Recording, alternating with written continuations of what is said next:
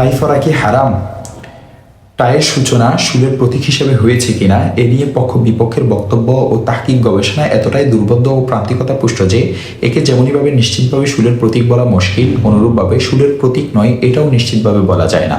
তবে অকাট্য তথ্য প্রমাণ পুষ্ট না হলেও এটি সুদের প্রতীক হিসেবে এতটাই জনশ্রুতি আছে যে তা সত্য হওয়ার সম্ভাবনাই প্রবল। যদি সত্য হয় তাহলে বিজাতীয় সংস্কৃতির অনুকরণ শরীয়তের দৃষ্টিতে অত্যন্ত ঘৃণিত। হাদিস শরীফে এসেছে, আমর ইবনে শুআইব তার বাবা থেকে আর তার বাবা তার দাদা থেকে বর্ণনা করেছেন, রাসূল সাল্লাল্লাহু আলাইহি ওয়াসাল্লাম বলেছেন যে অন্য সম্প্রদায়ের সাথে সাদৃশ্য বা মিল রেখে চলে সে আমাদের দলভুক্ত নয়। তোমরা ইয়াহুদি ও নাসারাদের সাথে সাদৃশ্য রেখো না, অর্থাৎ চালচলন বেশভূষায় তাদের অনুকরণ করো না।